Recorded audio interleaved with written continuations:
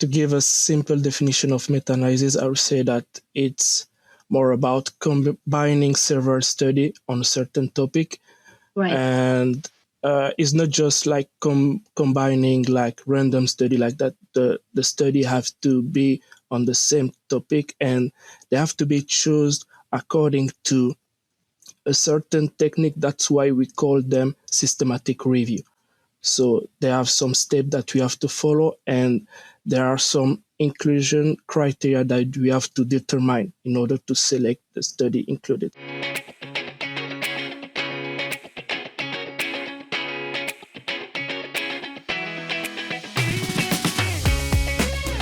Hello and welcome to another episode of Poultry Nutrition Blackbelt. I'm our host, Dr. Poaty Ditengou from Mississippi State University. Today we have another guest in our episode, and he's Dr. Isaac Poaty. Dr. Poaty, welcome to the program. Thank you for having me. Hello. We are very glad to today learn about a little bit different topic. Here is all about data analysis and data management. So one of them is meta-analysis. So Dr. Poaty, first of all, I would like you to introduce to our audience, what's your background, what you work on, and then we can go into the meta-analysis as a topic. Okay, so I'm Isaac Poaty, as you said, and currently I'm postdoctoral researcher at Laval University. Before that, I was also postdoctoral researcher at John Book National University in South Korea. But my journey in animal nutrition started in my country with a kind of engineering program in animal nutrition, combined like a bachelor degree combined with a master in animal production. So that's my background. Feed formulation software is stuck in the past. Most tools haven't evolved beyond basic least cost optimization. A Diet Forge changes that. It's an AI-powered platform with nonlinear ingredient modeling for enzymes and additives, cost per gain and maximum profit optimization, and real-time collaboration like Google Docs for nutrition. Every recommendation is grounded in world-class research, built for modern nutritionists who need more than legacy desktop software can deliver. Work seamlessly with your team and optimize the way modern operations demand.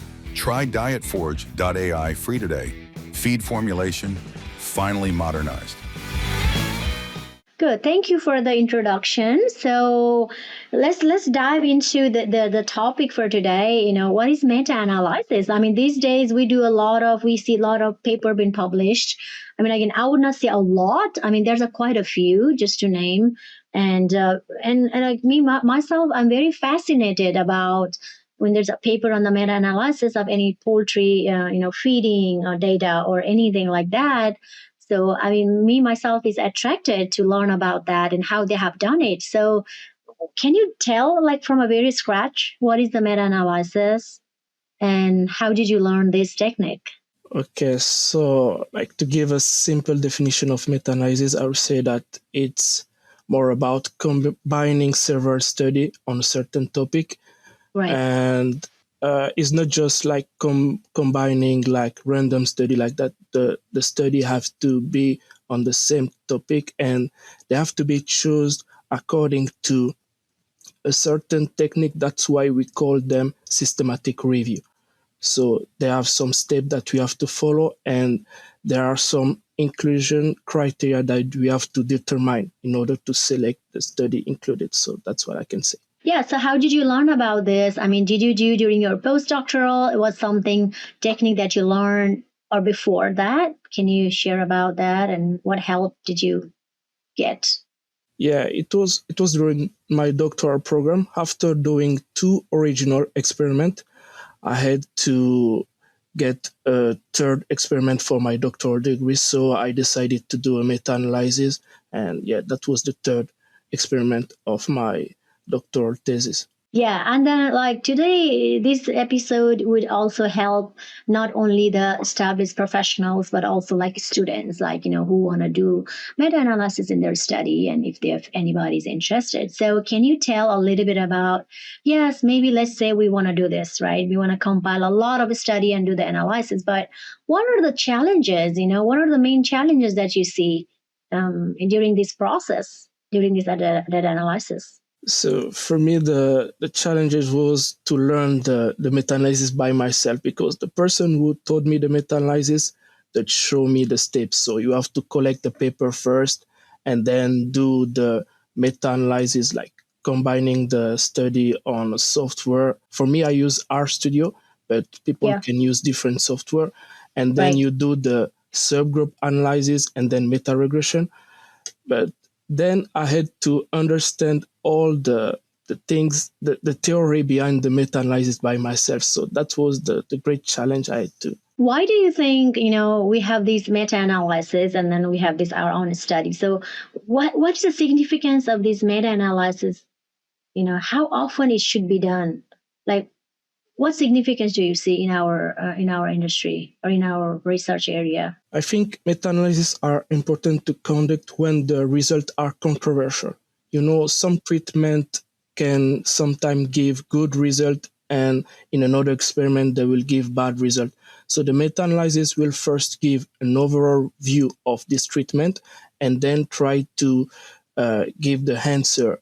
For example, why in this study it gave bad result, negative result, and then in that other study it gave positive result. So the meta-analysis will answer those questions. So, what do you think then? What is the most critical step? I know you talk about learning is the critical step, but let's say once you learn, you just want to make sure that you are presenting those research paper and providing them like equal importance, right? You are not just sometimes information would be over, we may not be understanding this information completely, and that's very important that you learn, understand. So, in your experience, what was the most critical step in doing a complete successful meta-analysis?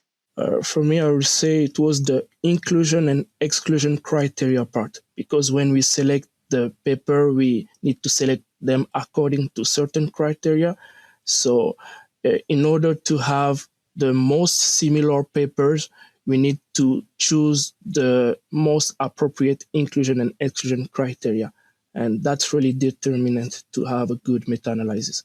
Okay, can you give some examples of those criteria that you're trying to talk about? Like, for example, if we are, I conducted a meta-analysis on the effect on critical on broiler, and we had to, for example, exclude all the paper that talk about laying hens, for example, because usually when we put poultry or chickens, they will take laying hens and broiler at the same time. So like the exclusion criteria, we exclude the animals that we are not interested in, this kind of things.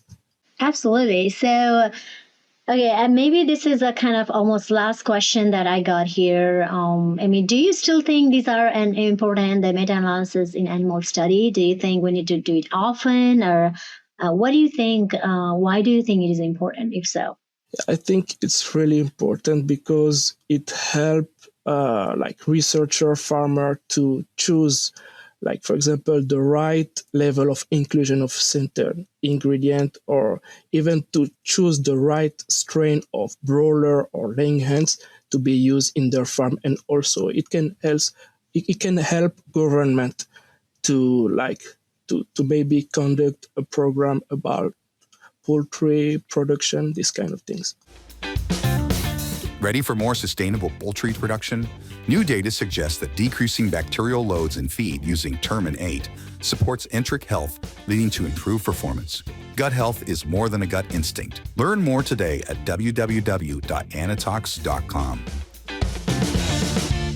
Well, I appreciate it. Thank you so much for coming to our episode today and then talking about the meta-analysis and how important it is for us. Dr. Isaac Poaty.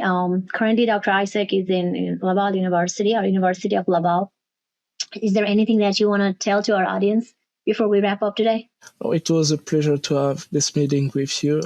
And if anybody is interested in learning about meta-analysis, they can find me on LinkedIn, and I'll be happy to share. Absolutely. No, that would be a great help and great resource. You could be one of the resources if people are looking for some help. So I'm sure people will find you in the University of Laval website. So thank you for sharing that information and willing to help.